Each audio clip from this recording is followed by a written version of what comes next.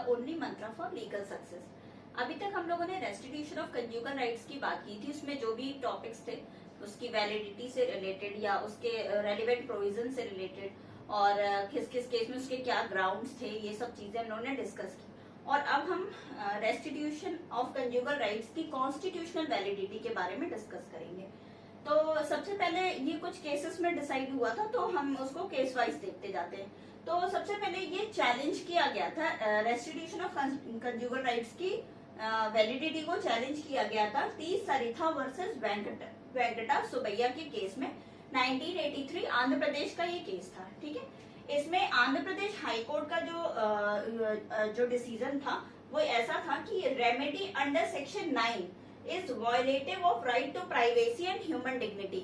मतलब आंध्र प्रदेश high court ने कहा कि जो रेमेडी अंडर सेक्शन 9 में मिली है रेस्टिट्यूशन ऑफ कंज्यूगर राइट्स की, वो आपकी वायलेटिव है किसकी, आपकी राइट टू प्राइवेसी की और ह्यूमन डिग्निटी की, जो आर्टिकल 21 ऑफ द कॉन्स्टिट्यूशन में दिया गया है। इसलिए इसको unconstitutional Andhra Pradesh high court ने डिक्लेयर किया था। फिर कुछ टाइम बाद 1984 में दिल्ली हाई कोर्ट का एक डिसीजन आया एक केस में। वो केस था हरविंदर कौर वर्सेस हरमिंदर सिंह। इसमें दिल्ली हाई कोर्ट ने बोला कि इसकी कॉन्स्टिट्यूशनल वैलिडिटी को उसने मतलब वैलिड उसको माना और अपहेल्ड किया इसकी कॉन्स्टिट्यूशनल वैलिडिटी को। उसके बाद से सुप्रीम कोर्ट ने इसके बाद से आपका सरोज रानी वर्सेस सुदर्शन कुमार के केस में 1984 में ही जो constitutional validity Delhi high court ने उसको वैलिडिटी दी थी, उसी को सेम कंफर्म कर दिया सुप्रीम कोर्ट ने। और अब इस रेमेडी को जो सेक्शन 9 में रेस्टिट्यूशन ऑफ कंज्यूगर राइट्स की है, उसको कॉन्स्टिट्यूशनल डिक्लेयर किया गया है। अब हम effect of non compliance of decree of restitution of conjugal की बात करते हैं, जिसमें कि कुछ फॉलोइंग के जो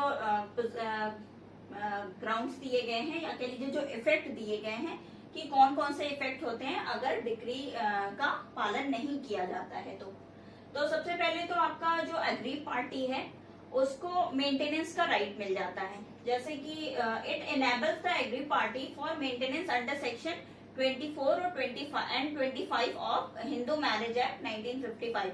इसी में इसको मेंटेनेंस की भी परमिशन मिल जाती है इस डिक्री के नॉन कंप्लायंस पे, ठीक है। दूसरा इफेक्ट ये होता है कि इसमें जो डिक्री है रेस्टिट्यूशन ऑफ कंज्यूगर राइट्स की, इसके दो मोड्स हो जाते हैं एग्जीक्यूट कराने के, जो कि हमारा सीपीसी के ऑर्डर 21 में के रूल 32 एंड 33 में दिए गए हैं। तो पहला जो मोड है वो तो आपका हो जाता है attachment of property of the respondent, जो रूल 32 में कहा गया है ऑर्डर 21 के, और दूसरा आपका by detention in civil prison, जो कि रूल 33 ऑफ ऑर्डर 21 में कहा गया है सीपीसी के।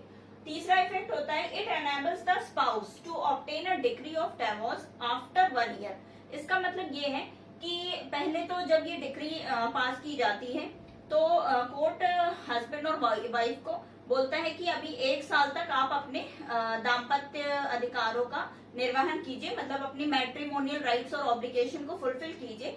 अगर 1 साल में भी ऐसा लगता है कि वो अपनी इस ऑब्लिगेशन को फुलफिल नहीं कर पाते, अपनी ड्यूटी को परफॉर्म नहीं कर पाते, तो कोर्ट उनको 1 साल के बाद इस तरीके के कंडीशन पे डिवोर्स की डिक्री पास करने के लिए परमिशन दे देता है। तो इस तरीके से हमने देखा कि आपका रेस्टिट्यूशन ऑफ कंज्यूगर राइट्स में उसकी कॉन्स्टिट्यूशनल वैलिडिटी और effect of non compliance of this decree कि क्या क्या आपके जो कंडीशंस दी गई हैं वो सब इस पर डिस्कस की गई हैं। और अब हम इसके बाद से नेक्स्ट टॉपिक डिस्कस करेंगे जुडिशियल सेपरेशन की, जो कि section 10 of Hindu marriage act का पार्ट है।